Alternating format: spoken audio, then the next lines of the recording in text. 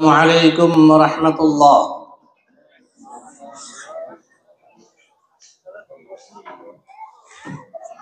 الحمد لله وحده والصلاة والسلام على من لا نبي بعده. أما بعد، أعوذ بالله من الشيطان الرجيم. بسم الله الرحمن الرحيم. وما تقدموا لأنفسكم من خير تجدوه عند الله هو خيرا وأعظم أجرا واستغفر الله إن الله غفور رحيم.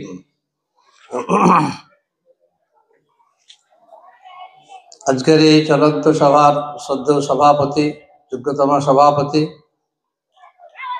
আর আমার সামনে উপবিষ্ট জলঙ্গি ব্লকের বিভিন্ন প্রান্ত থেকে আগত শ্রোতৃমণ্ডলী, আর অনুমান করছি আমার চোখের আড়ালে মা ও বোনেদের উপস্থিতি, প্রত্যেককে আমার পক্ষ থেকে শ্রেণীমতো শ্রদ্ধা, সালাম, ভালোবাসা জানিয়ে পূর্ব নির্ধারিত ঘোষণা অনুযায়ী পূর্ব নির্ধারিত জায়গায় নির্দিষ্ট সময়ে নির্দিষ্ট বিষয়বস্তু নিয়ে এখানে যে হাজির হতে পেরেছি তার জন্য আলহামদুলিল্লাহ।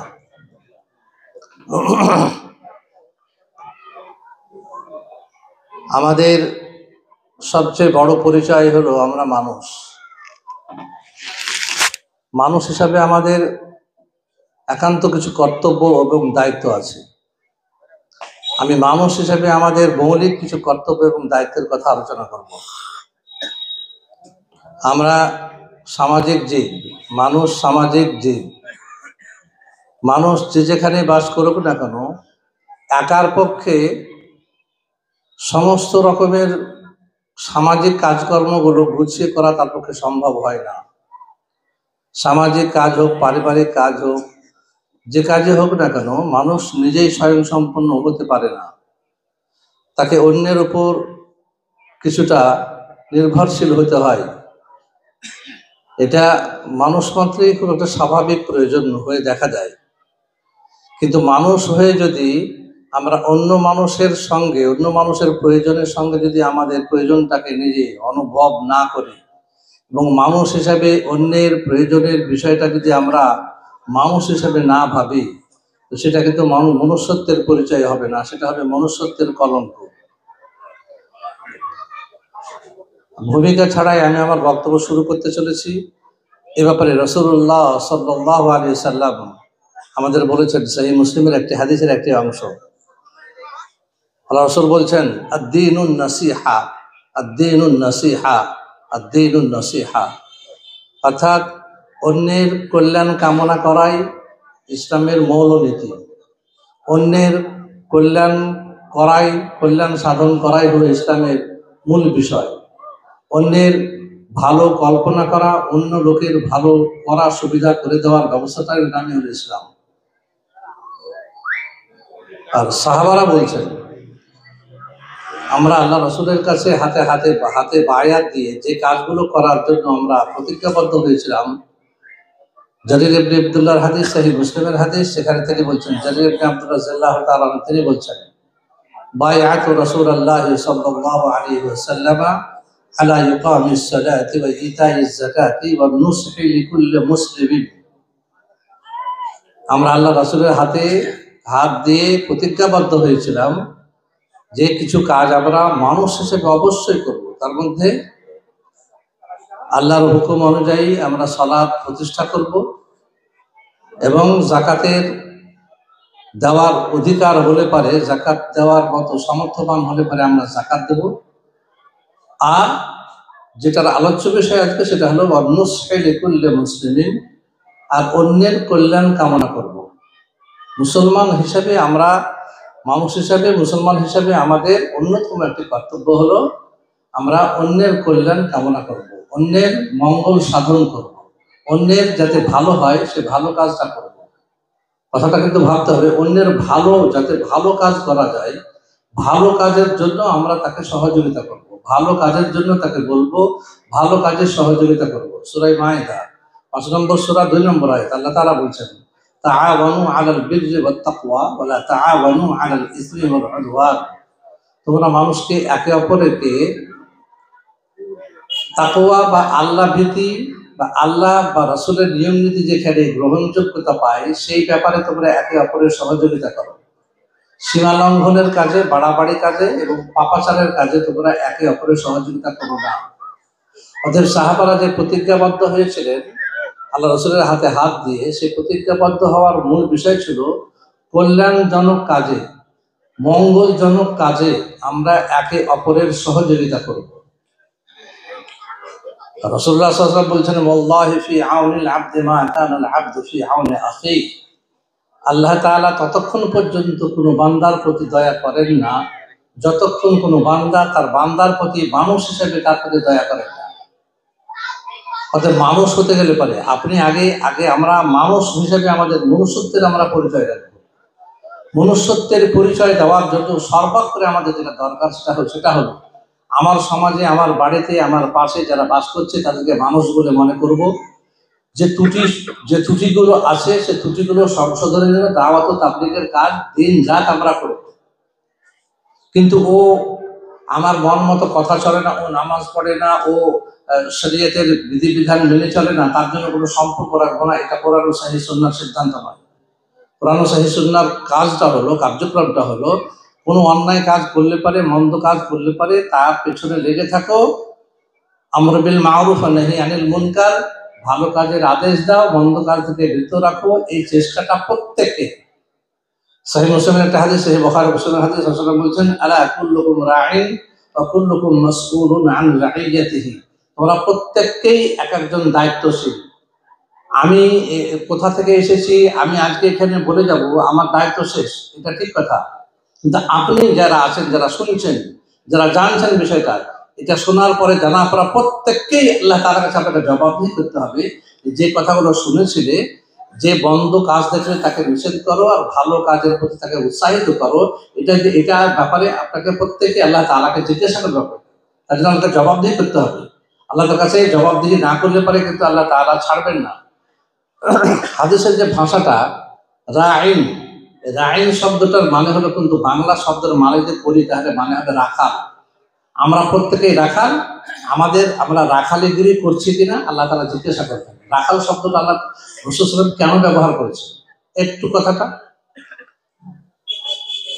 আমরা খুব স্বাভাবিকভাবে জানি যে একজন রাখালের অধীনে 10টা ছাগল, 10টা ভেড়া, 2টো গরু, 2টো মোষ ইত্যাদি যার যা আছে, তা সেগুলো নিজের সময় পায় না বলে একটা রাখাল রেখে তাকে মাঠে চড়াতে দেওয়া হয়, তার দায়িত্বে ছেড়ে দেওয়া হয়।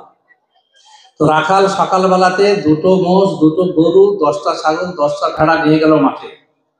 সন্ধ্যাবেলায় যখন সে মাঠ থেকে চড়িয়ে নিয়ে আসলো, 2টো গরু নাই, 2টো মোষের জায়গায় 1টা আছে, 10টা ছাগলের জায়গায় 5টা আছে, 10টা ভেড়ার জায়গায় 4টে আছে। আচ্ছা, সে রাখাল বাড়িতে এসে তার হিসাব বুঝাবে আর আপনি তাকে ছেড়ে দেবেন? এমন কোনো মালিক পৃথিবীতে এমন আছেন? কোনো মালিক পৃথিবীতে এমন একজনও খুঁজে পাওয়া যাবে না যা বাড়ি থেকে তাকে যা যা বুঝিয়ে দেওয়া হলো অথচ ফিরে আসার পথে সেগুলো ঠিকঠাক হলো না। আগে বহরমপুরে এখনো বিভিন্ন শহরে আছে, রিক্সা ভাড়া দেওয়া হয়। রিক্সা মালিক থাকেন, কারো 50 খানা, 60 খানা, 70 খানা এরকম রিক্সা থাকে। এখন তো শহরে বিশাল বিশাল সব গাড়ি, 4 চাকা যাদের ব্যবসা আছে, 10 খানা, 15 খানা, 20 খানা করে গাড়ি আছে। সকালবেলাতে সব ভাড়া দিয়ে দেওয়া হয়, ড্রাইভারদেরকে ভাড়া খাটানো হয়, নির্দিষ্ট সময়ের পর ফিরে আসতে হয়, হিসাব নিকাশ মালিককে দিতে হয়। আচ্ছা, এই হিসাব নিকাশ দেওয়ার দায়িত্ব হলো যারা ড্রাইভার, যারা রাখাল তাদের। আচ্ছা, তারা হিসাব দিতে গিয়ে যদি এই এলোমেলো করে, তো সেই মালিক, এমন মালিক কেউ আছেন যা ছেড়ে দেবে? কেউ ছাড়বে না। তো আল্লাহ তাআলা আমাদেরকে ঠিক সেই ওই রকম ভাবে রাখাল বা ড্রাইভার বা দায়িত্বশীল করে আমাদের পাঠিয়েছেন। এই দায়িত্বশীলতা সম্পর্কে আল্লাহ তাআলা আমাদের প্রত্যেককেই জিজ্ঞাসা করবেন। আল্লাহ তাআলার কথা সূরা আলে ইমরান 110 নম্বর আয়াতে আল্লাহ তাআলা বলেছেন, কুনতুম খায়রা উম্মাতিন উখরিজাত লিন-নাস তা'মুরুনা বিল মা'রুফ ওয়া তানহাউনা 'আনিল মুনকার। আল্লাহ তাআলা বলছেন, উম্মতে মুহাম্মাদীকে এজন্য চিহ্নিত করা হয়েছে, তাদের অন্যান্য কাজের মধ্যে অন্যতম একটা কাজ হলো সালাত আদায় করা, যাকাত দেওয়া, ভালো কাজ করা, যাকাত দেওয়া, হজ করতে যাওয়া, কালেমার সপক্ষে কথাবার্তা বলা, ঈমান থাকা। এটা তো মৌলিক কর্তব্য। তার সঙ্গে সঙ্গে যে কাজগুলো আল্লাহ তাআলা তার সঙ্গে জুড়ে দিয়েছেন সেটা হলো আমরা বিল মারুফ আর নাহি আনিল মুনকার, অর্থাৎ উম্মতে মুহাম্মাদের মধ্যে সমস্ত গুণ থাকবে, ইমানদারির গুণ থাকবে, সমস্ত গুণ থাকবে। তার মধ্যে ভালো কাজের আদেশ, কোরআন সহিহ সুন্নাহ ভিত্তিক ভালো কাজের আদেশ, কোরআন সহিহ সুন্নাহ ভিত্তিক মন্দ কাজের নিষেধ, এই ব্যবস্থাপনা তো অবশ্যই তার মধ্যে থাকবে। অতএব আমি যে বক্তব্যটার মধ্যে ছিলাম সেখানে ফিরে আসতে চাইছি যে আল্লাহ তাবারক ওয়া তাআলা আমরা যে মনুষ্যত্বের অধিকারী, সে মনুষ্যত্বের অধিকারী হিসাবে আমাদের প্রত্যেকের দায়িত্বশীলতা আছে। সেই দায়িত্বশীলতা সম্পর্কে আল্লাহ তাআলা আমাদের জিজ্ঞাসা করবেন। আর সে জিজ্ঞাসার মধ্যে হলো মনুষ্যত্বের বিকাশের দিক থেকে আমরা কি করেছি, এই ব্যাপারটা একটা গুরুত্বপূর্ণ বিষয়। রাসূল সাল্লাল্লাহু আলাইহি ওয়াসাল্লাম বলছেন, ইরহামু মান ফিল আরদি, ইরহামু মান ফিল আরদি ইয়ারহামুকুম মান ফিস সামা। গাঁজা খাওয়া মদখোর যারা আছে তাদেরকে সংশোধন করুন, বেনামাজিদের সংশোধন করুন। বেনামাজিদের, গাঁজাখোরদের, মাতালদের সংশোধন না করে কোনো মানুষের নিস্তার নেই, আল্লাহ তাআলা ছাড়বে না।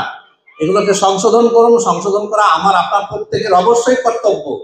তারপরে রাসূল সাল্লাল্লাহু আলাইহি ওয়াসাল্লাম বলছেন, ইরহামু মান ফিল আরদি, যারা পৃথিবীতে আছে তাদের প্রতি তুমি দয়া দাক্ষিণ্য প্রদর্শন করো।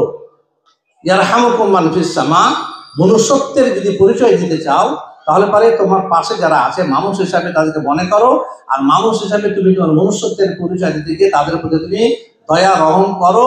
যেখানে যে সহযোগিতা করলে পারে সেটার কাঙ্ক্ষিত লক্ষ্যে পৌঁছাতে পারে, মনুষ্যত্বের বিকাশ ঘটাতে পারে, সেই বিষয়টাকে যথাযথভাবে তুমি তাকে দয়া করো, যথাযথভাবে তাকে তুমি সাহায্য সহযোগিতা করো।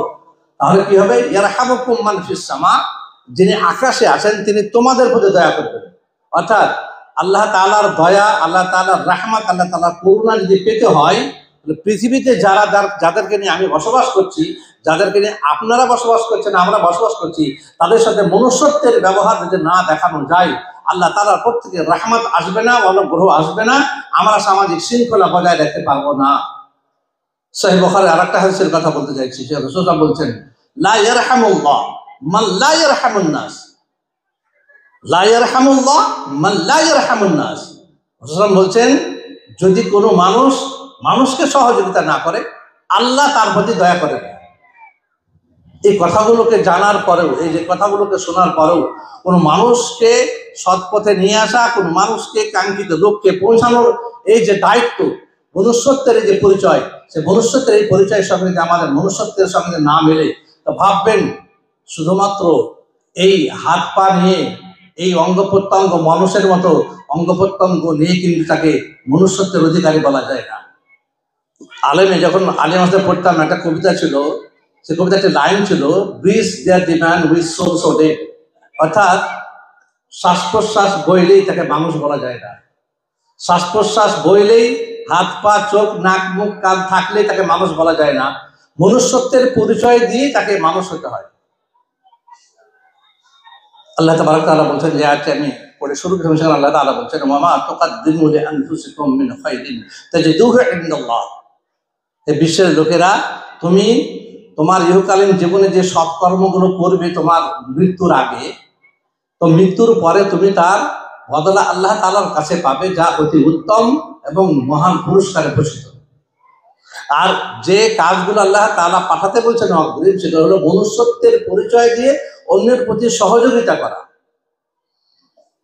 একজন আরবি কবিতার, একজন কবির দুটো লাইন প্রাসঙ্গিক মনে করছি।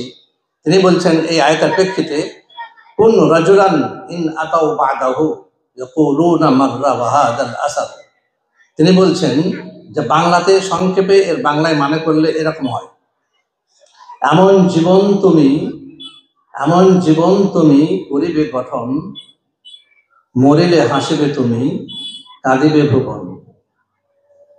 মনুষ্যত্বের পরিচয় যদি আমরা দিতে পারি, তো মনুষ্যত্বের যেদিন বিনাশ হবে, যেদিন তার মৃত্যু ঘটবে, সমস্ত লোকেরা সেদিন কাঁদবে। এ বলে লোকটি থাকাতে আমাদের কি কি তার কাছ থেকে আমরা উপকার পেতাম, কিভাবে আমরা তার কাছ থেকে উপকৃত হতাম।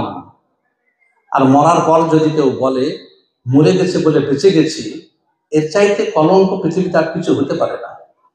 এর চাইতে কলঙ্কিত জীবন মানুষ হতে পারে না। আর মানুষ আল্লাহ তাআলার সৃষ্টি হিসাবে, ওয়ালাকাদ কাররামনা বানি আদম ওয়া হামালনাহুম ফিল বাররি ওয়াল বাহর ওয়া রাযাকনাহুম মিনাত তাইয়্যিবাত ওয়া ফাদ্দালনাহুম আলা কাসীরিন মিম্মান খালাকনা তাফযীলা। সূরা মানে ইসরায়েল 70 নম্বর আয়াত আল্লাহ তাআলা বলছেন, বিশ্বের মধ্যে আমি সবচাইতে সৃষ্টির সেরা জীব হিসেবে মানুষকে সৃষ্টি করেছি। অথচ মানুষের মধ্যে যদি অন্যের প্রতি সহযোগিতা, অন্যের প্রতি ভালোবাসা, অন্যের সঙ্গে সুসম্পর্ক রাখার বিষয়টা যদি কোরআন সহিহ সুন্নাহর ভিত্তিতে তারা যদি চিন্তা ভাবনা না করে, তো তারা মানুষ নয়, মনুষ্যত্বের অধিকারী তারা নয়। অতএব আসুন, আমরা এমন জীবন আমরা গঠন করতে চাইব, এমন জীবন আমরা পেতে চাইব, যাতে আমাদের মৃত্যুর পর যারা পৃথিবীতে থাকবে তারা আমাদের মতো মানুষ চাইবে এবং তারা সেখান থেকে রসদটা পাবে, রসদটা সংগ্রহ করতে চাইবে যে আমরাও এমন জীবন গঠন করতে চাই যাতে মরার পরে আমাদের কথা লোকেরা স্মরণ করবে ভালো হিসাবে, যে লোকটির কাছ থেকে এই কথা, এই কাজ, এই ব্যবহার, এই যুক্তি, এই পরামর্শ, এই চিন্তা ভাবনা, এই মানসিকতা তাদের কাছ থেকে পেয়েছি, সেই কথায় উদ্বুদ্ধ তারা করে গেছে আর আপনি সেই কথাতে উদ্বুদ্ধ হন। এটাই আল্লাহ এবং তার রাসূলের মৌলিক শিক্ষা, অন্যতম একটা গুরুত্বপূর্ণ শিক্ষা। আমরা আলোচনায় আল্লাহ রসুলের জীবনের কিছুটা আমরা আলোচনা করব। আল্লাহ রসুল নবুয়ত প্রাপ্তির পূর্বিকার ঘটনা আমরা অনেকেই জানি। আমরা জানি ওই যে তাহান্নাসু ওয়া তাআব্বুদুল লায়ালি যাওয়াতাল আদাদ, রাসূল সাল্লাল্লাহু আলাইহি সাল্লাম নবুয়ত প্রাপ্তির কয়েক বছর আগে গারে হেরাতে নির্জনে সেখানে আল্লাহর উপাসনায় ব্যস্ত থাকতেন। মক্কার লোকেদের অনাচার, পাপাচার, অবিচার, শোষণ, বঞ্চনা এই সমস্ত দেখে তিনি আহত হতেন। তিনি সেখান থেকে মুক্তি পেতে তিনি গারে হেরায় একটি দুর্গম জায়গা, যেখানে 100টি, এখন বর্তমানে 110টি ধাপে সেই জায়গাতে ওঠার ব্যবস্থা হয়েছে, তখন তো ব্যবস্থা ছিল না। সে যে কত দুর্গম, যারা গারে হেরাতে উঠেছেন, আমরা হজ করতে গিয়েছিলাম কিন্তু আমার পক্ষে সেখানে ওঠা সম্ভব হয়নি। আমাদের আব্দুল সালাফি সাহেব আছেন, উনি 19 সালে আমরা একসাথে হজে গেছিলাম, উনি গারে হেরাতে উঠতে পেরেছিলেন। আমাদের যে গাড়িতে আমরা ছিলাম সময় পারমিট করেনি, মানে আমাদের সেখানে যাওয়া সম্ভব হয়নি। তো সেখানে 110টি ধাপ পেয়ে সেই উপরে যাওয়াটা কত কষ্টকর হতে পারে, যারা সেখানে গেছে তারা জানে। তো খাদিজা রাদিয়াল্লাহু তাআলা আনহা সেখানে মধ্যে মধ্যে খাবার দাবার নিয়ে যেতেন, আর রাসূল সাল্লাল্লাহু আলাইহি সাল্লাম সেখানে গিয়ে ধ্যানমগ্ন থাকতেন। তো সেখানে ঠিক ওই রকম অবস্থায় হঠাৎ করে রাতের বেলাতে একজন আবির্ভাব ঘটলো, যাকে আমরা বলবো জিবরিল আলাইহিস সালামের আবির্ভাব ঘটলো। ঘটে সেই গারে হেরাতে রাসূল সাল্লামকে ধরে বললেন, ইকরা, হে নবী আপনি পড়ুন। বিস্তারিত হাদিস সহিহুল বুখারী 3 নম্বর হাদিস, বিস্তারিত হাদিস অধ্যায় বাঁধা হয়েছে বাবু কাইফা বাদুল ওয়াহি ইলা রাসূলুল্লাহ সাল্লাল্লাহু আলাইহি ওয়াসাল্লাম, অর্থাৎ আল্লাহ রাসূলের উপরে কিভাবে ওয়াহি শুরু হলো। তো সেখানে আল্লাহ রাসূলকে চেপে ধরলেন, বললেন মা আনা নাস্তবা আনা বেপারি, আমি তো পড়তে জানি না। তো জিবরিল আলাইহিস সালাম তাকে আবারও চেপে ধরলেন, ফাকাত্তানি সানি, দ্বিতীয়বার চেপে ধরলেন, ফালা বালাগা মিন জুদা, রাসূল বলছেন তার চেপে ধরাতে আমি কষ্ট পেলাম, কিছুটা আমাকে কষ্ট বোধ হলো। তারপর তিনি আমাকে আবারও ছেড়ে দিলেন, আবারও পড়তে বললেন। এইভাবে 3 বার ধরে ধরা এবং 3 বার ছাড়ার পরে আল্লাহ তাআলার পক্ষ থেকে তাকে পড়তে বলা হলো যে ইকরা বিসমি রাব্বিকাল্লাযী খালাক, খালাকাল ইনসানা মিন আলাক, ইকরা ওয়া রাব্বুকাল আকরাম আল্লাযী আল্লামা বিল কলম আল্লামাল ইনসানা মা লাম ইয়ালাম। এই পাঁচটি আয়াতে কারিমা গারে হেরাতে প্রথম আল্লাহ তাআলার পক্ষ থেকে এইভাবে অবতীর্ণ হলো। তারপর তিনি এই আয়াতগুলো শোনার পর সেখান থেকে তিনি আর থাকতে পারলেন না, সেখান থেকে গারে হেরা থেকে নেমে তিনি চলে এলেন নিজের বাড়িতে এসে খাদিজা রাদিয়াল্লাহু তাআলা আনহাকে তিনি বলছেন, জাম্মিলুনি জাম্মিলুনি, আমাকে কাপড় দিয়ে ঢেকে দাও, আমাকে বস্ত্রাবৃত করে দাও, আমাকে কাপড় দিয়ে ঢেকে দাও। ইন্নী খাশিতু আলা নাফসি, আমি প্রচন্ড ভয় ভীত, আমার প্রাণ বিপন্ন বোধ মনে হচ্ছে। আমি খাদিজা রাদিয়াল্লাহু তাআলা আনহা ফালাম্মা যাহাবা আনহু রাউ, এভাবে তাকে কাপড় দিয়ে ঢেকে দেওয়া হলো, চাদর দিয়ে ঢেকে দেওয়া হলো। কিছুক্ষণ তিনি চাদর গায়ে দিয়ে ভীত অবস্থায় সেখানে থাকলেন। তারপরে ফালাম্মা যাহাবা আনহু রাউ, তারপর যখন তার ভীতিটা কেটে গেল, তখন খাদিজা রাদিয়াল্লাহু তাআলা আনহা মুহাম্মদ সাল্লাল্লাহু আলাইহি সাল্লামকে যে কথাগুলো বলেছে, সহিহুল বুখারীর একদম 3 নম্বর হাদিসের ভাষাতে যেগুলো বলা হয়েছিল সেগুলো কি, সেই কথাগুলো হলো এরকম। তখন তো নবী পাননি, নবুয়ত প্রাপ্তির জাস্ট একদম প্রাক মুহূর্তে যে কথাগুলো খাদিজা রাদিয়াল্লাহু তাআলা আনহা আল্লাহ রাসূল সম্বন্ধে বলেছিলেন, সে কথাগুলো কি, কতখানি মনুষ্যত্বের বিকাশ সাধিত হয়েছিল সে কথাগুলো তারা খাদিজা রাদিয়াল্লাহু তাআলা আনহা তিনি বলেছিলেন, ওয়াল্লাহি মা ইউখজিকাল্লাহু আবাদা, এ রাসূল আপনি যেভাবে নিজেকে আপনি মনে করছেন যে আপনি হেনস্থা হবেন, আপনি অপদস্থ হবেন, তাই ভাবছেন, এটা কোনো দিনই হতে পারে না, কাল্লা কখনো হতে পারে না। মা ইউখজিকা আল্লাহু আবাদা, আপনাকে আল্লাহ কোনোদিন অপদস্থ করবেন না, কোনোদিন আপনাকে হেনস্থা করবেন না, করতে পারেন না। কেন? যে গুণগুলো আপনার মধ্যে আছে, সে গুণগুলো কি?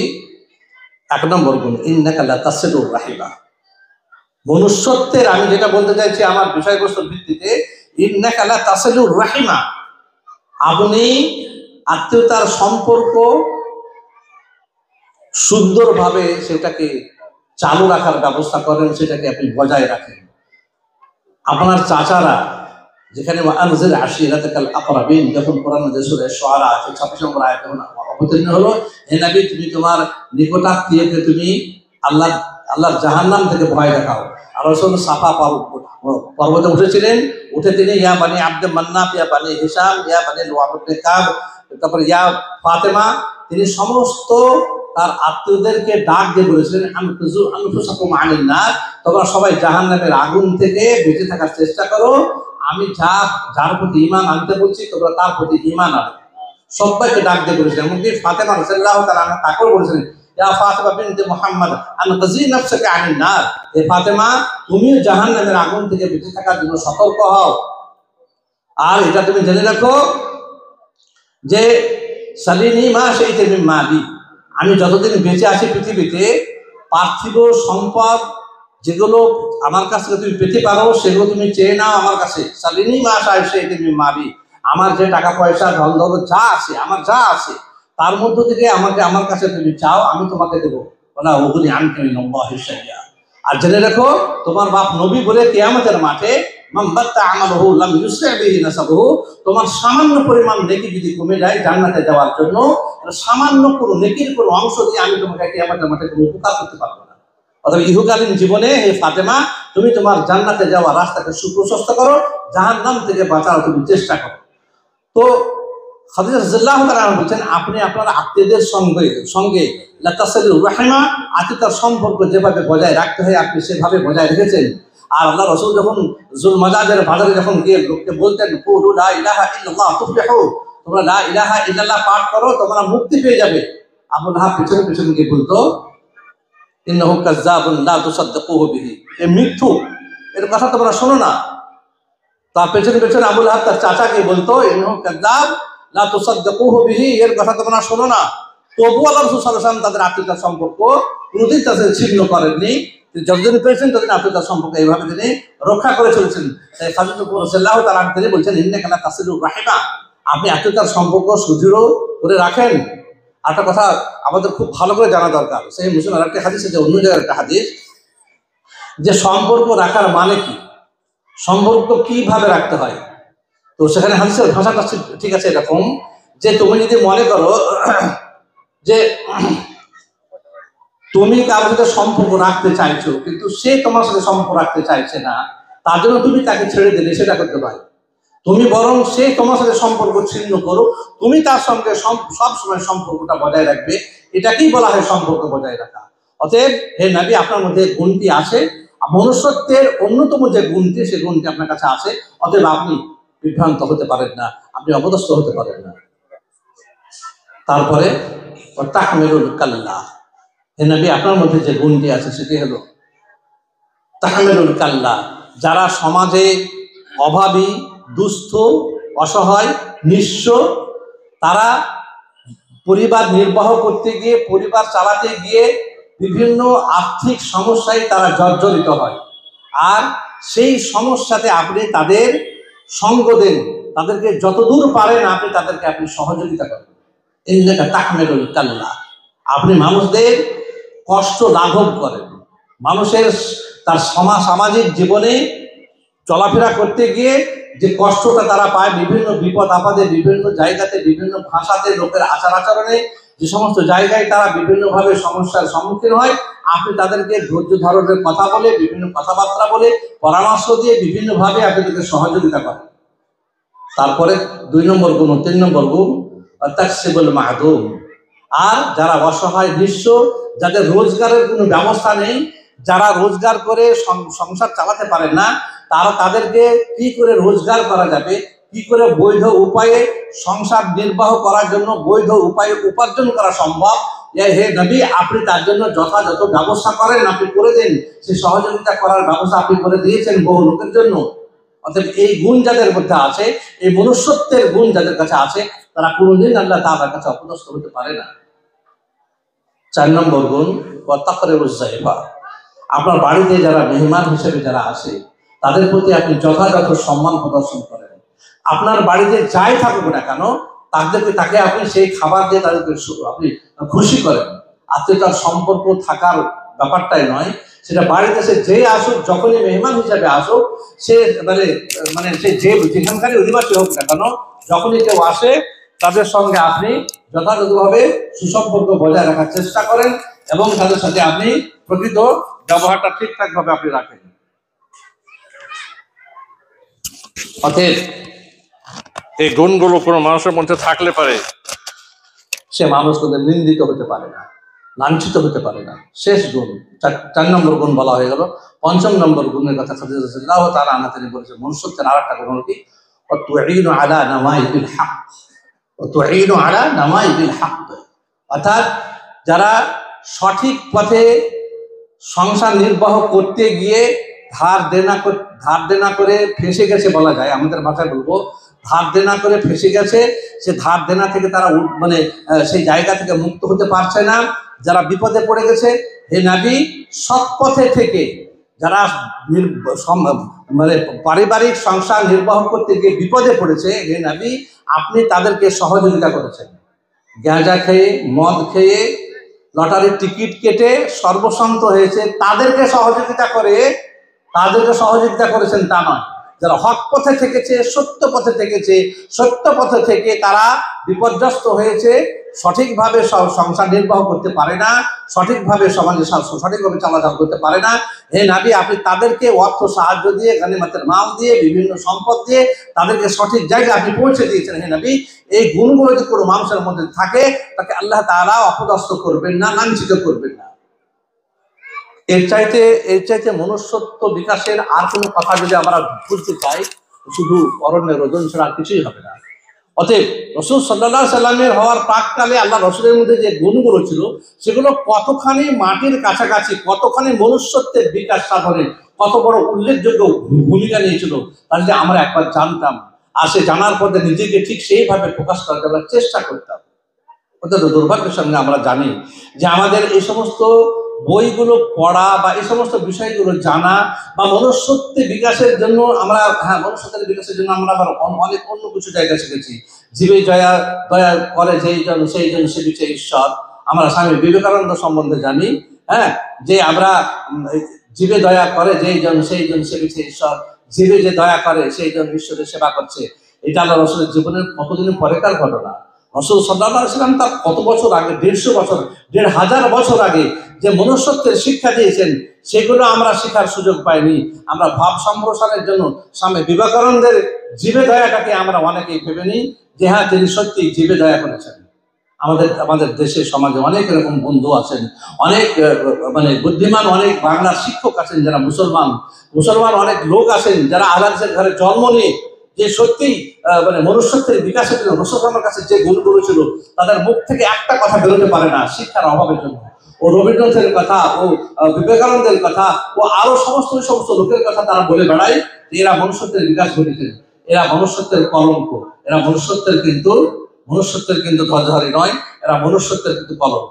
আমরা মনুষ্যত্বের কলঙ্ক না হয়ে মনুষ্যত্বের বিকাশী, মনুষ্যত্বের যে গুণগুলো থাকলে তার বিকাশ সাধন করা যায়, সেই গুণগুলোর প্রতি আমরা আগ্রহী হব এবং জানবো, শিখবো, লোককে শেখাবো, লোককে শেখানোর ব্যবস্থা করবো। আপনি আসলে ধর্ম অপরে শেখাও, আমি আমাদের নিজের ব্যবহার দিয়ে, কথা দিয়ে, বার্তা দিয়ে আমরা সেগুলো শেখাবো। রাসূল সাল্লাল্লাহু আলাইহি ওয়াসাল্লাম এই চরিত্রের এই কথাগুলো সাহাবাদের মধ্যে কতখানি পরিস্ফুট হয়েছিল।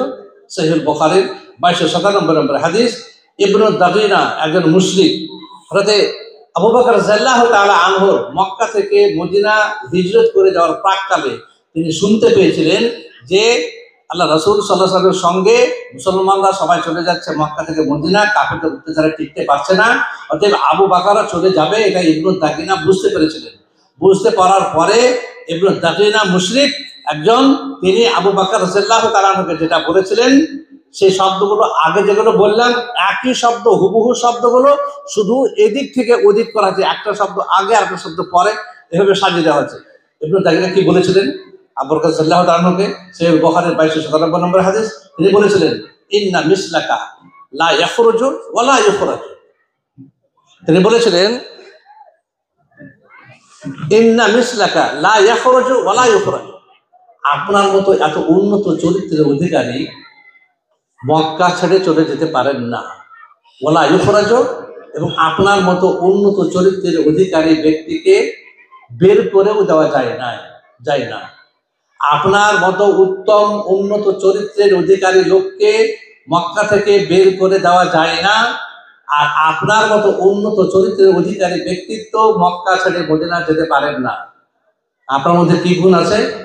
একদম এই শব্দগুলো প্রথমেই ব্যবহার হচ্ছে ইন্নাকা লা তাসিলুর রাহিমা, আল্লাহ রসুলের জন্য ব্যবহার, তারপরে ব্যবহার হয়েছে ওয়া তাহমিলুল কাল্লা, এখানে ব্যবহার করা হয়েছে ওয়া তাকরিমুজ যাইফা, তারপরে আল্লাহ রসুলের জন্য ব্যবহার করা হয়েছে ওয়া তাকসিবুল মাদুম, এখানে ব্যবহার করা হয়েছে ওয়া তুঈদ আলা নওয়াইদুল হক। অর্থাৎ আল্লাহ রসুলের চরিত্রে যে গুণগুলো সমাবেশ ঘটেছিল আবু বকর রাদিয়াল্লাহু তাআলা আনহুর জন্য ইবনে তাগিনা সেটাই বলেছিলেন, আপনিও সমাজের মধ্যে যারা কষ্টের মধ্যে থাকে তাদের কষ্ট আপনি লাঘব করেন, আপনি আত্মীয়তার সম্পর্ক বজায় রাখেন, আপনি যারা অসহায় নিঃস্ব তাদের রোজগারের ব্যবস্থা করেন, এবং আপনি মেহমানদের, আত্মীয়দের যারা মেহমান হিসেবে আপনার বাড়িতে আসে, প্রার্থী হিসেবে বাড়িতে আসে, তাদেরকে আপনি যথাযথ সম্মান প্রদর্শন করেন, এবং ন্যায়ের পথে থেকে যারা সর্বশান্ত হয়েছে তাদের প্রতি আপনি যথাযথভাবে সাহায্য করেন, মনুষ্যত্বের পরিচয় দিয়ে তাদের সঙ্গে সদ্ব্যবহার করেন। আবু বকর রাদিয়াল্লাহু তাআলা আনহু সম্বন্ধে ইবনে তাগিনা একজন মুশরিক একই কথাগুলো বলেছিল। আমরা বলতে চাইছি যে মানুষ হিসাবে রাসূল সাল্লাল্লাহু আলাইহি সাল্লাম তার নবুয়ত প্রাপ্তির পূর্বে মনুষ্যত্বের যে অধিকারী ছিলেন, তা সাহাবারা পরবর্তীকালে রাসূল সাল্লাল্লাহু আলাইহি ওয়াসাল্লামের সেই কথাগুলোর, সেই কাজগুলোর কতটা বাস্তবায়ন ঘটিয়েছিলেন যে একজন মুশরিক পর্যন্ত তাদের সেই গুণের কথাগুলো অকপটে স্বীকার করেছে। অতএব মনুষ্যত্বের অধিকারী হয় এমন একটা গুণ, এমন একটা বিষয়, আপনার প্রাণের মানে শত্রু হোক না কেন, সে এই গুণগুলো দেখলে পারে, কোনোদিন অবহেলা করতে পারে না। আল্লাহ তাবারক তাআলার কথা সূরা ফুসসিলাত, সেখানে আল্লাহ তাআলা বলছেন যে ওয়ালা তাসতাবিল হাসানাতু ওয়ালা সাইয়্যা ইদফা বিল্লাতী হিয়া হাসান। আল্লাহ তাআলা বলছেন ভালো এবং মন্দ কোনোদিন সমান হতে পারে না। ইদফা বিল্লাতী হিয়া হাসান, হে নবী, তোমার সঙ্গে যারা খারাপ ব্যবহার করে তুমি তাদের সাথে ভালো ব্যবহার করো, তোমাকে যারা গালাগালি করে তুমি তাদের সাথে মনুষ্যত্বের পরিচয় দাও। ফাইজাল্লাযী বাইনাকা ওয়া বাইনাহু আদাওয়াতুন কাআন্নাহু ওয়ালিয়্যুন হামীম, হে নবী, এমন একদিন আসবে যে যারা তোমার সাথে খারাপ ব্যবহার করছে তারা এমন একদিন আসবে তোমার ভালো ব্যবহারের কারণে, তোমার ভালো কথা বলার কারণে, তোমার মনুষ্যত্বের বিকাশ সাধন করার কারণে, অন্যের মঙ্গল সাধন করার যে মনের যে বাসনা, মনের যে উদগ্র ইচ্ছা, এগুলো থাকার কারণে যারা তোমার মানে এক নম্বরের মানে শত্রু ছিল, এমন একদিন আসবে তারাই তোমার অন্তরঙ্গ বন্ধুত্বে পরিণত হবে। অতএব কোনো মানুষের সঙ্গে যদি এই ব্যবহার করা যায়, এই ব্যবহারের সঙ্গে যদি যুক্ত হওয়া যায়, মনুষ্যত্বের পরিচয় যদি তাদের সঙ্গে যদি রাখা যায়, মানুষ হিসেবে মানুষের উপকার করার সাধনে যদি চিন্তা ভাবতে রাখা যায়, কোনো মানুষের কাছেই আপনি লাঞ্ছিত হবেন না, কোনো মানুষই আপনাকে খারাপ চোখে দেখতে পারে না। অতএব আমরা এখানে যারা জামিয়াতের ভাই আছেন তাদেরকে বলবো যে সমস্ত কাজগুলো আমরা আমাদের অসাধ্য সাধন আমরা করতে চাইছি, তার মধ্যে আমাদের আচার ব্যবহার, কথাবার্তা, আর বিশেষ করে উপকার করার বিষয়টা, অন্যের উপকার করা, সেটা যে ধরনের হোক না কেন। হাদিসের মধ্যে একদম সুনানের একটি হাদিস, সেখানে রাসূলুল্লাহ সাল্লাল্লাহু আলাইহি ওয়াসাল্লামকে আব্দুল্লাহ ইবনে উমর রাদিয়াল্লাহু তাআলা আনহু তিনি বলছেন, যা রাজুল ইলা রাসূলিল্লাহ সাল্লাল্লাহু আলাইহি ওয়াসাল্লাম, আল্লাহ রাসূলের কাছে একজন লোক এসে বলল, ইয়া রাসূলুল্লাহ, আইয়ুন নাসি আহাব্বু ইলাল্লাহ, সবচাইতে উন্নত ব্যক্তি, উন্নত চরিত্রের অধিকারী আল্লাহর কাছে কে? এমন লোক কে আছে? কে সে এমন লোক যে আল্লাহ তাআলার কাছে সবচাইতে বেশি প্রিয়? রাসূলুল্লাহ সাল্লাল্লাহু আলাইহি ওয়াসাল্লাম বলেছিলেন, আহাব্বু ইলাল্লাহি আনফাউহুম লিন-নাস, আহাব্বু ইলাল্লাহি আনফাউহুম লিন-নাস, আল্লাহর কাছে সবচাইতে প্রিয় ব্যক্তিত্ব হলো যে অন্যের উপকার করে, অন্য মানুষকে মনুষ্যত্বের পরিচয় দিয়ে কথা বলে, তার সঙ্গে সহযোগিতা করে, তার সঙ্গে ভালো কথা বলে, ভালো আদান প্রদান করে, তার সঙ্গে যে ধরনের সহযোগিতা করার কথা ঠিক সেই ধরনের সহযোগিতা করে। সহযোগিতার ভাষাগুলো বলা হয়েছে ও আহাব্বুল আমালি ইলাল্লাহ, আর আল্লাহ তাআলার কাছে সবচেয়ে ভালো উত্তম আমলটা কি, কয়েকটি ভাষা দিয়েছে হাদিসে, স্পষ্টভাবে বোঝানো হয়েছে শব্দগুলো কি, কাজগুলো কি। তিনি বলছেন আও তাকশিফু আনহু কুরবাতান, কোনো মানুষ কোনো সমস্যার মধ্যে আছে, আর্থিক সমস্যা হতে পারে, কোনো যুক্তি পরামর্শ অভাবে ভুগতে পারে, আরো কোনো চিন্তা ভাবনার অভাবে ভুগতে পারে, তাকে সেই সমস্যা থেকে মুক্ত করার জন্য তাকে কোনো সুপরামর্শ দেওয়া, দরকার হলে টাকা পয়সা দেওয়ার কোনো ব্যবস্থা করা ইত্যাদি। আও তাকজি আনহু দাইনান, অথবা কোনো মানুষ ধার দেনা করে বিপদে পড়ে গেছে, তাকে ধার দেনা থেকে মুক্ত করার জন্য সামগ্রিকভাবে সার্বিকভাবে, নিজে না হোক সামাজিকভাবে হোক, এখান থেকে ওখান থেকে হোক, তার প্রতি দয়ার প্রতি সমবেদনা জানিয়ে তাকে দেনা থেকে, ঋণ থেকে মুক্ত করার ব্যবস্থা করা। আও তাতরুদু আনহু জুআন, অথবা সে যদি ক্ষুধার্ত হয় তাহলে তাকে আপনি নিজে পারেন তো নিজে খাবার,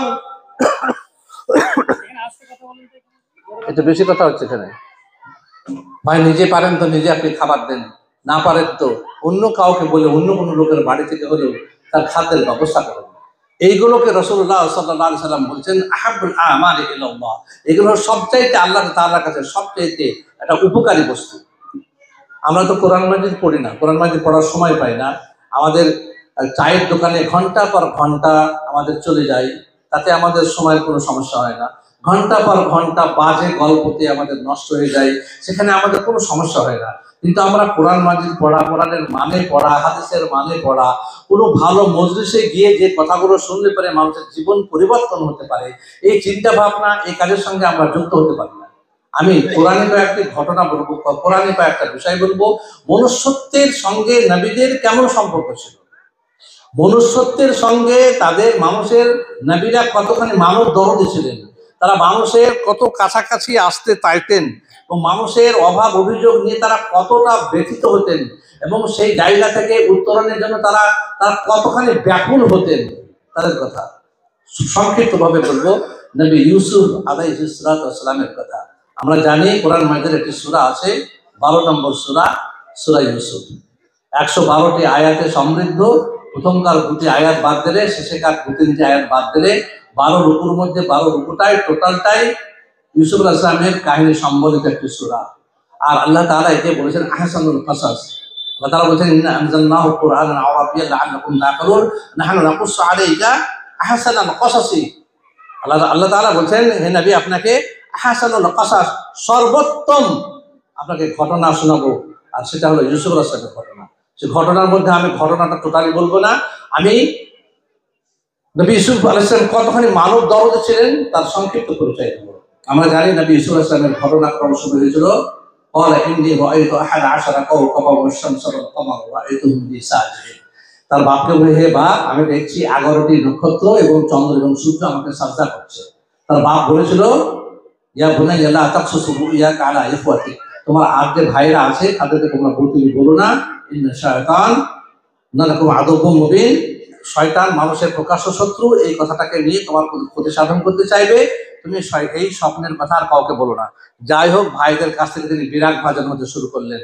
তিনি একদম বাপের কাছে অতি প্রিয় হতে লাগলেন ইউসুফ আলাইহিস সালাম ইয়াকুবের কাছে, আর ভাইদের কাছে তিনি রাগান্বিত বস্তুর মধ্যে অন্যতম হয়ে গেলেন। অতএব তার ভাইরা বলল, ক্বালা কাইলুম মিনহুম উকতুলু ইউসুফা, আমরা ইউসুফকে একবারে মেরেই ফেলবো, না হলে পরে আমরা বাপেদের কাছে নিজের সম্মান আমরা বাঁচাতে পারছি না। ক্বালা কাইলুম মিনহুম লা তাকতুলু ইউসুফা ওয়া আলকুহু ফি গায়াবাতিল জুব্বি, তাকে মারা হবে না, নির্জন কূপে তাকে ফেলে দাও, কে তুলে নিয়ে কোথায় চলে যাবে, ঝামেলা মিটে যাবে, মারামারি খুনটুন করার মতো ঝামেলায় যেতে হবে না।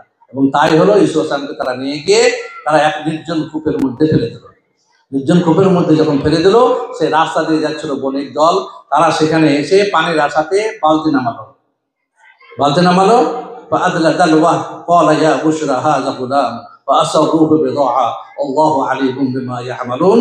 সেই বণিক দল বালতি তুললো, দেখা গেল এক নবযুবন, এক তরুণ, একটি সেখানে কূপের মধ্যে আছে, তাকে তুলে আনা হলো এবং মিশরের বাজারে, সংক্ষিপ্ত কথা, মিশরের বাজারে তাকে বিক্রি করা হলো। তাকে কিনলো মিশরের রাজস্ব বা অর্থমন্ত্রী কিতফির, ওয়ালিদ বিন রাইয়ান কিন্তু নয়, তাকে কিনেছিল মিশরের রাজস্ব বা অর্থমন্ত্রী কিতফির। কিতফিরের বাড়িতে তিনি লালিত পালিত হতে লাগলেন, আর সেই কিতফির মন্ত্রীর স্ত্রীর নাম ছিল জুলাইখা। তো কোরআন মাজিদের সহিহুল বুখারীতে কিতাবুল মেরাজ থেকে একটা হাদিস জানা যায়, যেখান থেকে রাসূল সাল্লাল্লাহু আলাইহি ওয়াসাল্লাম বলছেন যে আমি মেরাজে গিয়ে ইউসুফ আলাইহিস সালামকে দেখলাম, তো তাকে দেখে আমার মনে হলো যে পৃথিবীর যত সৌন্দর্য আছে অর্ধেকটা শুধু ইউসুফ আলাইহিস সালামকে একাই দেওয়া হয়েছে। আপনি কল্পনাও করতে পারেন না যে এই রূপ সৌন্দর্য নিয়ে পৃথিবীতে কত প্রতিযোগিতা হচ্ছে, কত সুন্দর সুন্দর লোক আল্লাহ আমাদের পৃথিবীতে তৈরি করেছেন। তো এত রূপ সৌন্দর্যের মধ্যে পৃথিবীতে যত রূপ সৌন্দর্য আল্লাহ তারা মানুষকে দিয়েছেন, এই কোটি কোটি মানুষকে কিয়ামত পর্যন্ত দিবেন, তার মধ্যে অর্ধেক রূপ ইউসুফ সালামকে একাই দেওয়া হয়েছিল। আসলে বুখারীর হাদিসে ইউসুফ আলাইহিস সালাম সম্বন্ধে এরকম বলা হয়েছে, ওয়া আখু ইবনুল করিম ইউসুফ ইবনে ইয়াকুব ইবনে ইসহাক ইবনে ইব্রাহিম আলাইহিস সালাম, অর্থাৎ চরিত্রবানের সন্তান, চরিত্রবানের সন্তান, অর্থাৎ ইব্রাহিম আলাইহিস সালামের ছেলে হলো ইসহাক, ইসহাকের ছেলে হলো ইয়াকুব, ইয়াকুবের ছেলে হলো ইউসুফ। এতগুলো চরিত্রবান লোকেদের মানে বংশ পরম্পরায় যে পবিত্র লোক, যে চরিত্রবান লোক, সেটাই ছিল ইউসুফ আলাইহিস সালাম। এইভাবে হাদিসে তাদের কথা বলা হয়েছে। এই রূপ লাবণ্য দেখে জুলাইখা বিমোহিত হয়ে পড়ে। এবং কোরআনের কথা হলো ওয়ালাকাদ হাম্মাত বিহি ওয়া হাম্মা বিহা, ইউসুফ আলাইহিস সালামের প্রতি জুলাইখা আকৃষ্ট হয়েছিল এবং ইউসুফ আলাইহিস সালামও তার ব্যবহারে আচারে মুগ্ধ হয়ে যেতেন। তিনিও বিভ্রান্ত হতে পারতেন। লাউলা আর বুরহান রাব্বি কাযালিকা লিনাসরিফা আনহু সু ওয়াল ফাহশা ইন্নাহু মিন ইবাদিনা আল মুখলাসিন। আল্লাহ তাআলা বলছেন ইউসুফ আলাইহিস সালামও জুলাইখার রূপলাবণ্যে তিনিও বিভ্রান্ত হতে পারতেন, কিন্তু তার কাছে আল্লাহ তাআলার জ্ঞান ছিল যে এইরকম অসৎ জায়গায়, হারামি জায়গায়, অবৈধ জায়গায় এই ব্যবস্থাপনার সঙ্গে কোনো আপোষ করা চলবে না, এখানে দূরত্ব বজায় রাখতে হবে। এবং তিনি তার দূরত্ব বজায় রেখেছিলেন, এবং দূরত্ব বজায় রাখতে গিয়ে তিনি যেটা করেছিলেন, জুলাইখা তাকে একটি ঘর বন্ধ করে তাকে আহ্বান জানাচ্ছিল। আর ইউসুফ আলাইহিস সালাম সে বদ্ধ ঘর থেকে তিনি পালিয়ে বাঁচতে চাইছিলেন। একটা কথা ভাবতে হবে যে জুলাইখা তাকে বদ্ধ ঘরে নিজের মানে মনের মানে ইচ্ছা চরিতার্থ করার জন্য তাকে ঘরের মধ্যে বন্দি করে চেষ্টা করছিলেন। আর ইউসুফ আলাইহিস সালাম আল্লাহ তাআলার পক্ষ থেকে নিষ্কলুষ চরিত্র বলে পৃথিবীর মানুষের কাছে পরিচিত হওয়ার জন্য আল্লাহর ওয়াস্তে ইখলাসের সঙ্গে তিনি ছুট লাগিয়ে দিলেন। ওস্তাবাকাল বা ওয়াকাদ্দাত কমিসুহু কুদ্দামিন দুবুরিন, তিনি ছুট লাগালেন। তারপরে জুলাইখা পেছন থেকে জামা ধরে টানলো, যে তারপরে যখন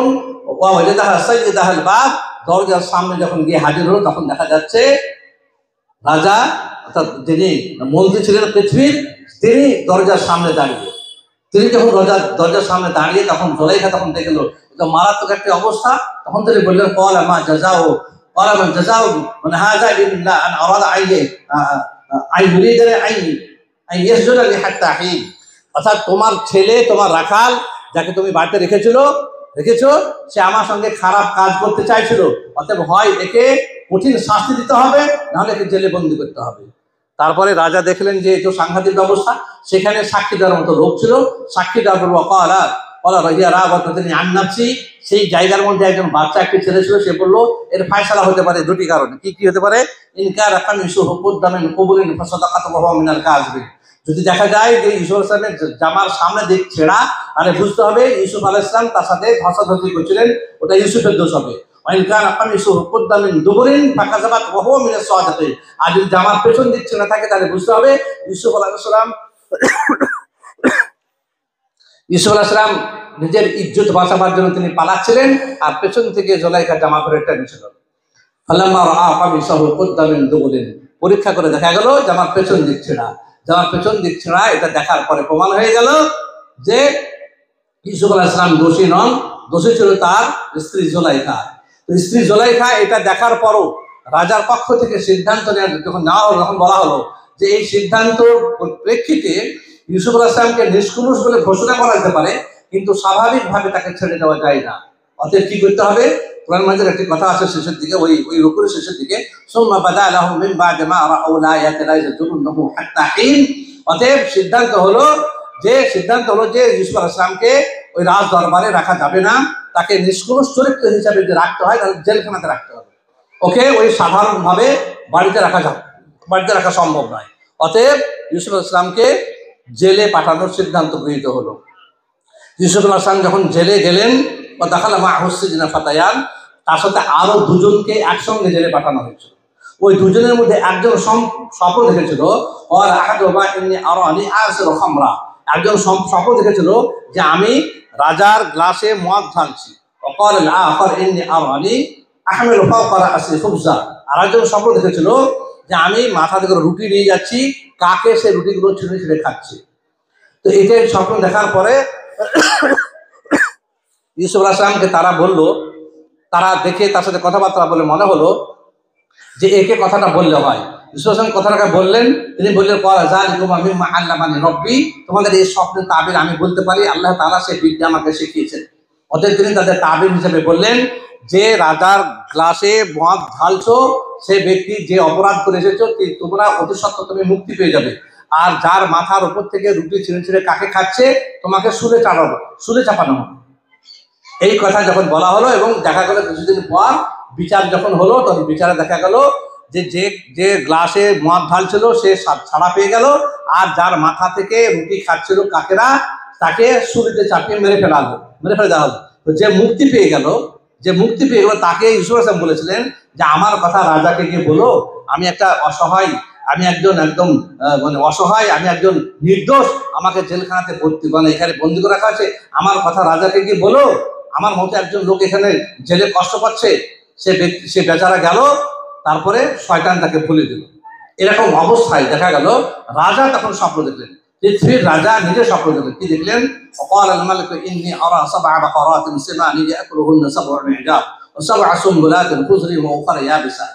স্বপ্ন দেখলেন 7টা হৃষ্টপুষ্ট গাভী 7টা দুর্বল গাভীকে খেয়ে ফেলছে, এবং 7টা তরতাজা শীষ আর 7টা শুকনো শীষ। এই স্বপ্ন দেখার পরে রাজ দরবারে রাজা আসলেন, রাজ দরবারের লোকদের সামনে বললেন, তারা বলল এ তো সব কল্পনা প্রসূত প্রশ্ন, এই সমস্ত স্বপ্ন, এগুলো অর্থহীন, এগুলো কোনো অর্থ হতে পারে না।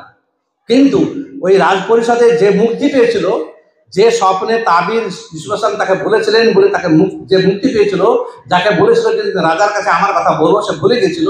এই স্বপ্ন দেখার পরে তখন তার মনে পড়লো যে আমাদের স্বপ্ন যিনি জেলখানাতে আমাকে শুনিয়েছিলেন, সেই লোকের কাছে গেলে পারে এই স্বপ্নে তাবির পাওয়া যেতে পারে। অতএব সে তখন বললো যে আমাকে একটু সুযোগ দেওয়া হোক, আমি জেলখানাতে এমন একজন লোক আছে যাকে গিয়ে বললে পারে এই স্বপ্নের তাবির তার কাছে পাওয়া যাবে। তো রাজা তাকে বললেন, ঠিক আছে, তুমি তার কাছে যাও। তার কাছে এসে ইউসুফ আলাইহিস সালামের কাছে এসে বললো যে আমাদের রাজা স্বপ্ন দেখলো 7টা হৃষ্টপুষ্ট গাভী 7টা দুর্বল গাভীকে খেয়ে ফেলছে, আর 7টা উজ্জ্বল শীষ আর 7টি হলো দুর্বল শীষ। এই স্বপ্নের মানে আপনাকে বলতে হবে। রাজা বলল, রাজার এই স্বপ্ন শুনে, সেই লোকের এই স্বপ্ন শুনে তিনি বললেন যে আমি স্বপ্নে তো মানে ঠিকঠাক যা পারা যায় আমি অবশ্যই বলে দেবো। কলা ইন্নি, তা বলুন, আমি যথাযথভাবে আমি এই স্বপ্নের অর্থ বলে দেবো। এবং তিনি শব্দের অর্থটা বললেন। কি বললেন? قال تزرعون 7 سنين دأبا فما حصدتم فذروه في سنبله إلا قليلا مما تأكلون। তিনি বললেন যে মিশরে 7 বছর ধরে দুর্ভিক্ষ দেখা দেবে। তার মধ্যে প্রথম বছর কি হবে? প্রথম বছর তোমাদের প্রচুর পরিমাণে ফসল উৎপন্ন হবে। প্রথম 7 বছরের মধ্যে প্রথম বছর তোমাদের প্রচুর পরিমাণে ফসল উৎপন্ন হবে। কি করতে হবে? ফাযারুহু ফি সুনবুলিহি, তোমরা সেইখান থেকে সামান্য কিছু খাবে। ফাতাকুলনা মা কাদ্দামতুম লাহুন্না, যে প্রচুর পরিমাণ যেটা ফসল হবে সেখান থেকে সামান্য পরিমাণ খাবে, আর বাকি ফসলগুলো শীষ সহ ওই ফসলগুলো তোমরা গুদামজাত করবে, গুদামে তাকে সেগুলোকে সংরক্ষণ করে রাখবে। সুম্মা ইয়াতি মিন বাদি যালিকা সাবউন শিদাদুন ইয়াকুলনা মা কাদ্দামতুম লাহুন্না ইল্লা ক্বালিলাম মিম্মা তুহসানুন। পরের বছর প্রচন্ড দুর্ভিক্ষ দেখা দেবে, তখন ওই যে গুদামে যে শীষগুলোকে তোমরা গচ্ছিত রেখেছো সেইখান থেকে রেশনিং ব্যবস্থার মাধ্যমে, একদম রেশন ব্যবস্থার মাধ্যমে প্রত্যেকটি পরিবারের হিসাব করে যে ফসলগুলো গুদামজাত করা হয়েছে সেগুলোকে সব ঠিকঠাক করে একবারে বাড়ি হিসাব করে কতটুকু দরকার, কার কতটুকু দরকার, এগুলো রেশন কার্ডের মাধ্যমে সব সুন্দরভাবে বিলি বন্টনের ব্যবস্থা তোমরা যদি করতে পারো, তাহলে তোমরা এই দুর্ভিক্ষের হাত থেকে তোমরা মুক্তি পেতে পারো। সুম্মা ইয়াতি মিন বা'দি যালিকা আমুন ফীহি ইউগাসুন নাস ওয়া ফীহি ইয়ারসুন, তারপরের বছর দেখা যাবে প্রচুর পরিমাণে বৃষ্টিপাত হবে, প্রচুর পরিমাণে ফসল হবে, তোমাদের আর কোনো সমস্যা থাকবে না। তো সমস্যাটা হলো 7 বছরের মধ্যে প্রথম বছর যা ফসল হবে সে ফসলগুলোকে গুদামজাত করতে হবে, প্রয়োজন মাফিক খেতে হবে, প্রয়োজনের মাফিক কোনো খাবার কেউ খেতে পারবে না, ব্যবহার করতে পারবে না, তার জন্য এক সুন্দর ব্যবস্থাপনা তৈরি করতে হবে। এই স্বপ্নের কথা যখন তিনি শুনলেন তখন রাজাকে গিয়ে বললেন। রাজা এই কথা শোনার পরে বললেন, আরে এত সুন্দর যে স্বপ্নের ব্যাখ্যা করতে পারে, আর সেই লোকটাকে কিনা জেলখানাতে ভর্তি করে রেখেছো তোমরা, ওকে আমার কাছে নিয়ে এসো। এত জ্ঞানী গুণী লোক এখানে তোমরা রেখেছো, এই লোকটাকে আমার কাছে নিয়ে এসো। তারপরে রাজার কাছে তাকে নিয়ে আসা হলো।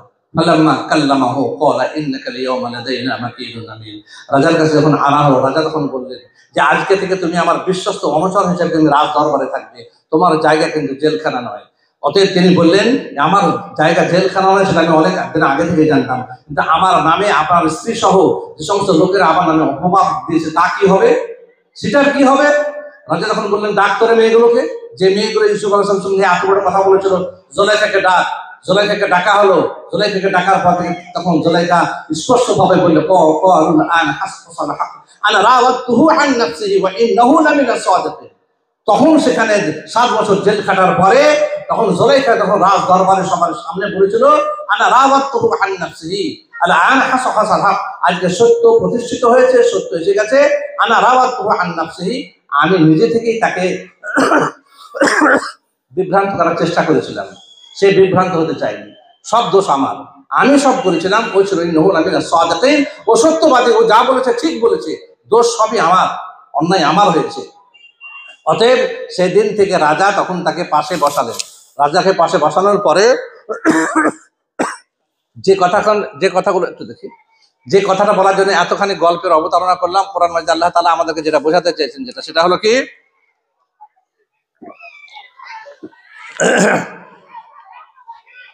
যার জন্য আমার অবতারণা ঘটায় এতটা। রাজাকে এবার কি বললেন ইউসুফ আলাইহিস সালাম, ক্বালা জাআলনি আলা খাযাইনিল আরদ ইন্নী হাফিজুন আলীম। এই যে খাদ্য উৎপন্ন হবে সেগুলোকে গুদামজাত করতে হবে, সেগুলোকে যথাযথভাবে সুষম বন্টনের ব্যবস্থা করতে হবে। তো আপনার রাজ্যে এরকম একজন অভিজ্ঞ কোনো কর্মচারী নাই, একজনও কোনো অভিজ্ঞ কর্মচারী নাই যারা এই উৎপাদিত খাদ্যগুলোকে সুষম বন্টনের মাধ্যমে দুর্ভিক্ষকে কন্ট্রোল করতে পারে, একজনের এরকম অভিজ্ঞ নয়। ইন্নী হাফিজুন আলিম, এই ব্যাপারটাই আমি যথেষ্ট অভিজ্ঞ এবং আমি সুসংরক্ষণকারী, এই দায়িত্বটা আমাকে দেন। হাদিসে আছে লা তাসআলিল ইমারা, তুমি দায়িত্ব চেয়ে নিও না। ফাইন উতিতাহা আন মাসআলাতিন উকিলতা ইলাইহা, যদি তুমি দায়িত্ব চেয়ে নিয়ে নাও তাহলে আল্লাহ তাআলার পক্ষ থেকে তুমি কোনো সাহায্য পাবে না। ওয়াইন উতিতা আন গায়রি মাসআলাতিন উইনতা আলাইহা, আর তুমি যে দায়িত্ব চাওনি অথচ লোকে তোমাকে দায়িত্বশীল মনে করছে, না এই লোকটাকে দিয়ে কাজ হবে, তাকে যদি দায়িত্ব দাও তাহলে আল্লাহ তাআলা আল্লাহ তাআলার পক্ষ থেকে তাকে সাহায্য করা হবে। তাহলে দায়িত্ব চেয়ে নেওয়ার কথা বলা হয়নি কোরআন মাজিদে বা হাদিসে, কিন্তু এখানে ইউসুফ আলাইহিস সালাম বলছেন আমাকে দায়িত্ব দাও। তার মানেটা হলো এটাই, কোনো জায়গায় যদি দায়িত্ব কাকে বলে এটাই যদি বোঝার লোক না থাকে, তাহলে দায়িত্ব কাকে বলে এটা যদি কেউ বুঝতে পারে, আর সে যদি বলে যে দায়িত্বটা আমাকে দাও, আমি এটা পারবো চালাতে, আমি এটা করতে পারবো, আমার এই সম্বন্ধে জ্ঞান আছে, আমার এই ব্যবসায় লেখাপড়া আছে, এই বিষয়টা আমার জানা আছে, তাকে দিয়ে কাজটা করাতে হবে। এটা 100 বার ভাবতে হবে যে লোককে দায়িত্ব চেয়ে নিচ্ছে, দেখতে হবে তার মধ্যে সেই দক্ষতা, সেই কর্মক্ষমতা আছে কিনা। যদি থাকে, কোনো লোক যদি তার জন্য চেয়ে যদি রাস্তাটা ঘুরে বেড়ায়, তাকে না দিয়ে যে চাইছে, যোগ্য মনে করে চাইছে, দেখে তাকে দায়িত্বটা দিতে হবে। ইউসুফ আলাইহিস সালাম বললেন যে আপনার রাজ্যের যতগুলো কর্মচারী আছে সব ধান্দাবাজ, এরা সব ফেরেববাজ। এই ব্যবস্থাপনাকে সঠিকভাবে মূল্যায়ন করা, গোটা মিশরকে দুর্ভিক্ষের হাত থেকে মুক্তি পাওয়ার ক্ষমতা কারো নেই। ইন্নী হাফিজুন আলিম ক্বালা জাআলনি আলা খাযাইনিল আরদ, আমাকে অর্থ ভান্ডারের দায়িত্ব দেওয়া হোক, আমি এই ব্যাপারে অভিজ্ঞ এবং আমি এই ব্যাপারে যথেষ্ট অভিজ্ঞ, আমার অভিজ্ঞতা আছে, আমাকে দিন, আমি ব্যবস্থাপনা করব। ইউসুফ আলাইহিস সালামকে রাজস্ব এবং অর্থ ভান্ডারের টোটালি দায়িত্ব দেওয়া হয়েছিল। পরবর্তীকালে তিনি শাসক হিসেবে সেখানে তিনি বিরাজিত হয়েছিলেন। এবং এইভাবে আমি যেটা বলতে চাইছিলাম, ইউসুফ আলাইহিস সালামের মতো লোক জেলে 7 বছর খেটেছিলেন, জেলের ঘানি 7 বছর টেনেছিলেন। টানার পরেও তিনি জনকল্যাণের বিষয়টা তার মাথায় কতখানি ছিল, তিনি জেল থেকে বেরিয়ে মিশরের লোককে গালাগালি না করে আমাকে এত বছর জেলখানাতে পচালি, তারপর আমি তোদের ভালো ভাববো, যেটা আমাদের স্বাভাবিক একটা চিন্তা ভাবনা, সেই ভাবনাটা না ভেবে বরং মিশরের লোকেদের দুর্ভিক্ষের হাত থেকে মুক্তি দিতে গেলে পারে কি কোন ধরনের পরামর্শ, কোন ধরনের দক্ষতা, কোন ধরনের চিন্তা ভাবনা মাথায় নিলে পারে সার্বিকভাবে গোটা মিশরের লোকের দুর্ভিক্ষ হতে রক্ষা করা যেতে পারে, আল্লাহ প্রদত্ত জীবন ব্যবস্থা গ্রহণের মাধ্যমে তিনি সেটা জানতেন এবং সে শিখিয়েছিলেন। ইউসুফের ঘটনা থেকে আরো যা কিছু শিক্ষার মধ্যে এটা অন্যতম একটা ঘটনা হলো যে যে আল্লাহ তাআলার সবচাইতে প্রিয় ব্যক্তিত্ব হলো সেই যে মানুষের উপকার করে। তো নবী হিসাবে ইউসুফ নবী কতখানি মানব দরদে ছিলেন যে তিনি মানুষের এই উপকারটা তিনি কিভাবে করেছিলেন, যা ঘটনাতে খুব সুস্পষ্ট ভাষায় আমাদেরকে শেখানো হয়েছে। কখন চলবে?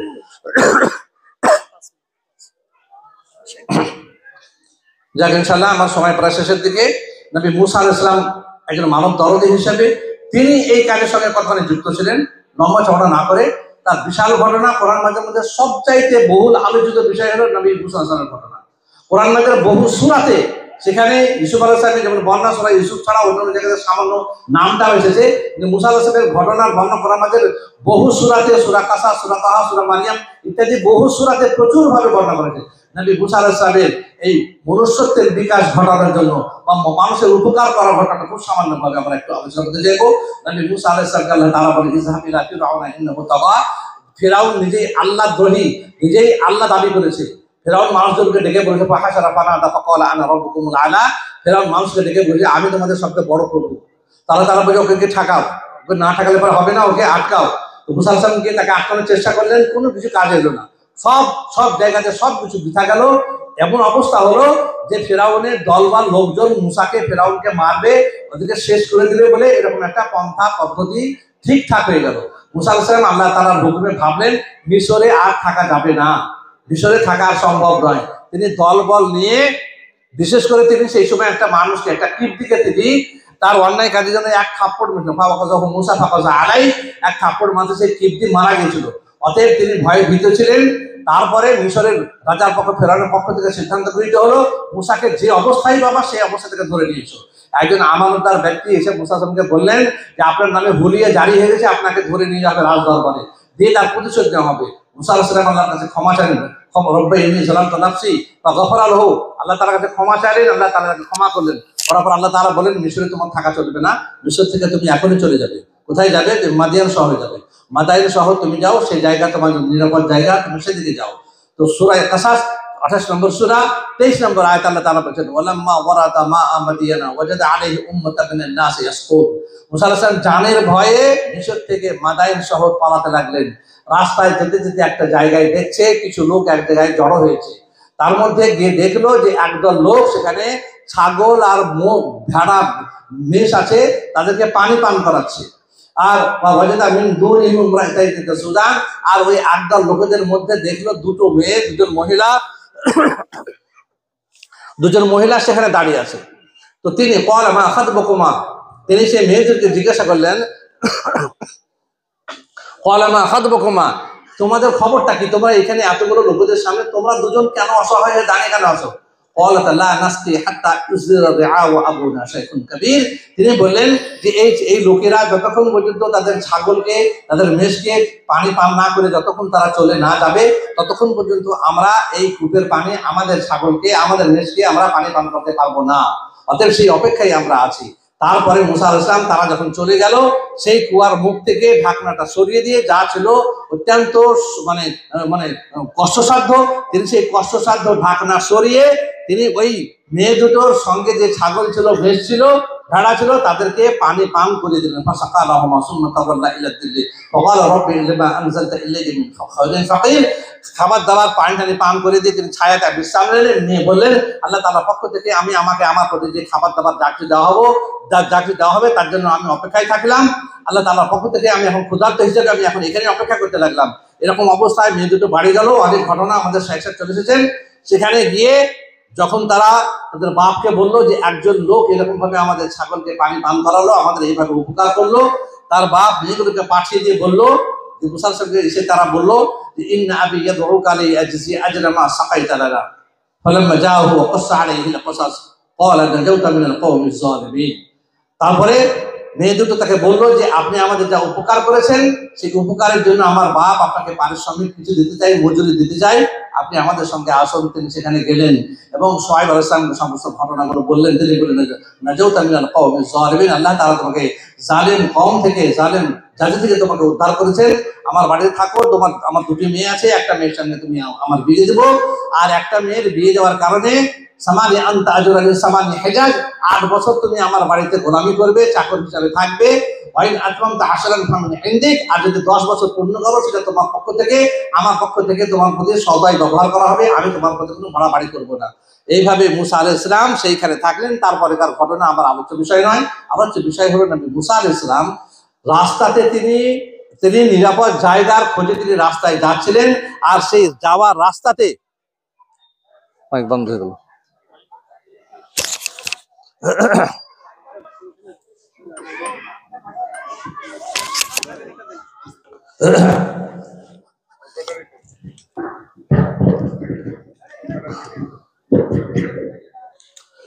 তিনি যাওয়ার রাস্তাতে যেখানে তার বিশ্রামের প্রয়োজন ছিল, খাবারের দরকার ছিল, বাসস্থানের দরকার ছিল, সেই জায়গাতেও তিনি বিপদগ্রস্ত মানুষকে দেখে মনুষ্যত্বের পরিচয় দেওয়ার জন্য তিনি অসহায় দুটো মেয়েকে তার ছাগলদের পানি পান করিয়ে তাদের যে উপকারটা করেছিলেন, এটা কতখানি মনুষ্যত্বের সঙ্গে যুক্ত, আনফাউহুম লিন-নাসের সঙ্গে কতখানি যুক্ত, আল্লাহ তাবারক তাআলা কোরআনের মাধ্যমে আমাদের সেই শিক্ষাটা দিয়েছেন। অতএব আসুন আমরা যে মাযহাবের লোক হই, যে প্রকৃতির লোক হই না কেন, আমরা মানুষ হিসাবে আর একজন মানুষের জন্য যদি এই উপকারটুকু না করতে পারি, এই উপকার বা এই সহযোগিতার যদি আমরা চিন্তা ভাবনা না রাখি, তখন সেটা আমাদের মনুষ্যত্বের কলঙ্ক হবে। অথচ আমাদেরকে আল্লাহ তাবারক তাআলা সৃষ্টির সেরা জীব হিসাবে সৃষ্টি করেছেন। অতএব আমাদের চিন্তা ভাবনা, মন মানসিকতা, কাজকর্ম সমস্তটাই মনুষ্যত্বের উপকারের জন্য ব্যয় হোক। আল্লাহর কাছে দোয়া করবো আল্লাহ এই বিষয়গুলো যথাযথভাবে আমাদের বুঝার এবং সঠিকভাবে আমল করার তৌফিক দান করেন। ওয়া মা আলাইনা ইল্লাল বালাগ। আসসালামু আলাইকুম ওয়া রাহমাতুল্লাহি ওয়া বারাকাতুহু।